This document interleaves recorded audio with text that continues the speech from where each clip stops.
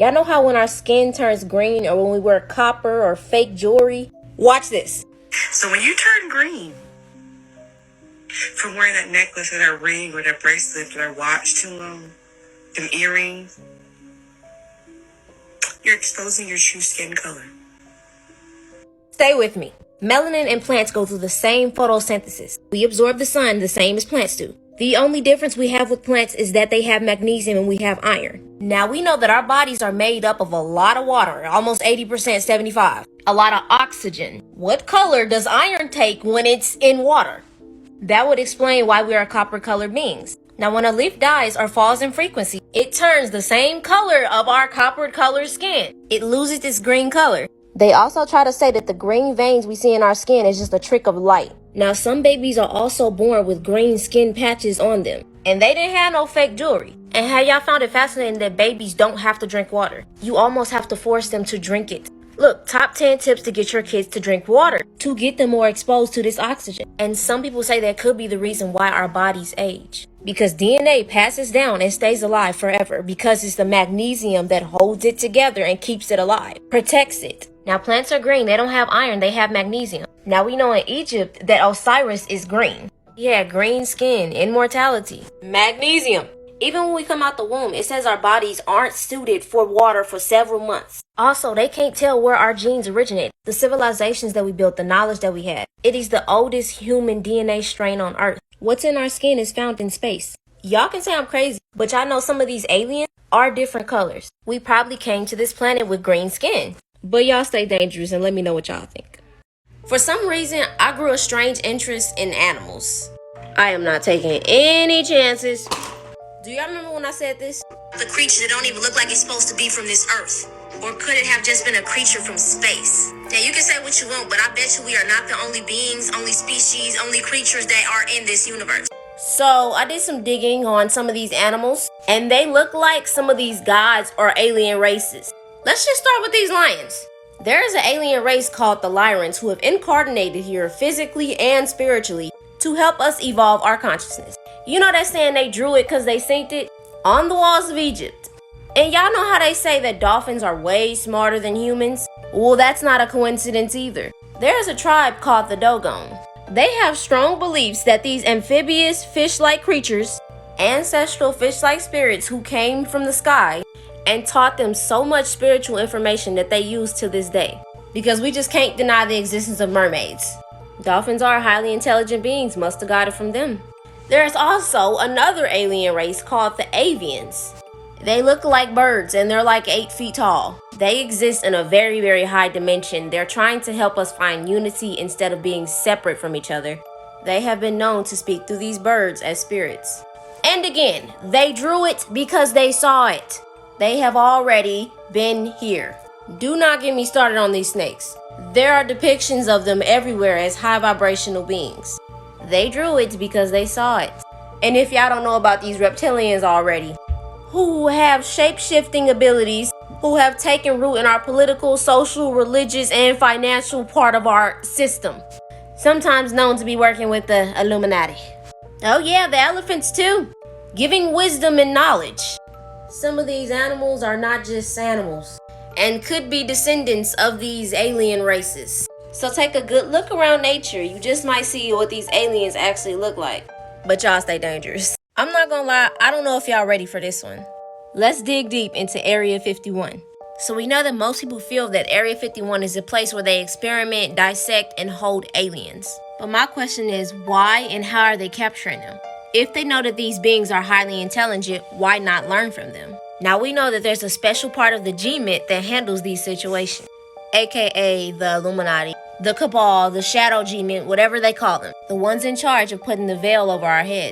Just like there are good and bad people on Earth, there are good and bad aliens. The ones who want to keep planets at low vibrations take over them. But you also have good ones who want to bring knowledge, peace, and information. That's how some people think the Egyptians built the pyramids with their help. Now, a lot of people have said that these bad ETs have infiltrated our government already. AKA why you see shapeshifters and all that. Why do millions of people get kidnapped? Why does trafficking happen? Why is there so many low vibrational things happening on this planet? To keep it under the control of these beings. Now, if they're working together, what is the reason for Area 51? Probably to lock the good aliens up who are trying to help this planet, so this matrix can still keep running. I know y'all have seen the sky turning green. Rainbows being shown everywhere. Now in Norse mythology, rainbows represent the gateway to different planets. What if all these rainbows in the sky changing means that these beings are coming back to help us? And it's Area 51's job, with the help of these Greys, the Pleiadian race, to lock up these high vibrational beings when they come down. That's why when people spot them, the G-Man tries to cover it up and say, oh, they're just conspiracy theorists. But just know that more of the good ones are coming. Just pay attention to the sky and stay dangerous. I'm gonna say this as smoothly as I can. You are a multidimensional being, living on a multidimensional planet, experiencing a multidimensional life. The earth is literally showing us what it's going through. The sky literally turned green in front of y'all eyes, but you probably think it's just a natural cause. Somebody I know saw this in their front yard, but I honestly don't know what that is, but I know it's not physical. The realm that is separating us from physical life and spiritual life is getting stronger. Whether or not you choose to believe that this world is shifting into a higher dimension is up to you. Anything that is not natural of this planet is about to go bye-bye, i.e. the Georgia Guidestones. It's time to acknowledge that aliens exist. It's time to acknowledge that religion is made by man. It's time to acknowledge that ringing in your ear. It's time to acknowledge that nature is alive and it has a consciousness. It's time to acknowledge that your dreams are not just dreams. It's time to stop treating these animals like they don't have feelings. So many people are living these virtual lives not aware of anything. This world is changing whether you like it or not, so get with the program or get left. With all this information coming out, y'all just walking around lollygagging. These blinds is closed. But I guess y'all just keep waiting till Jesus come out of the sky. Stay dangerous. I guess the news just don't want to mention this. So y'all, trees are walking now. Plants are talking telepathically to humans and everything around you. Water has memories and feelings. Y'all thought I forgot, didn't you? They already closed, y'all. This is Cleve Baxter. He was from the CIA. He was a polygraph expert. I know you probably think like they don't have brains or functions that show emotions. Cleve thought that too, y'all. Y'all know that lie detector test that they hooked Wiz Khalifa up to? Well, Cleve did the same thing to his plants. He started thinking, how can I get a reaction out of this plant? He was like, wait, I know, I'll set it on fire. And the plant's polygraph activity started going crazy, scratching up and down. He was only thinking about it, y'all. Plants do produce a sound that's undetectable by a human ear when they're stressed out. So my question is, what do y'all think nature and outside is going through with all this bad stuff happening on the earth?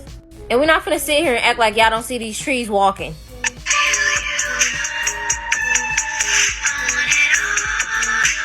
In the 60s and even now, y'all really used to make fun of hippies. When they used to say spread peace, spread love, keep the world happy. When they used to be on LSD in nature saying everything was alive, colorful. You know, LSD, what they used to use on MK Ultra patients. Makes you wonder why they made all them psychedelics illegal.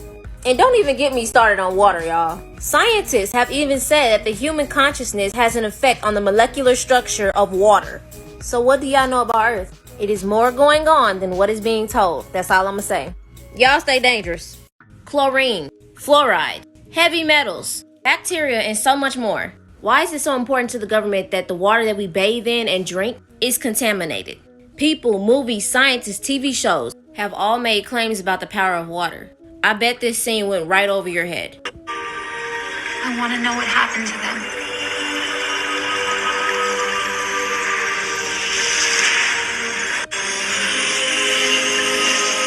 The water is literally showing her.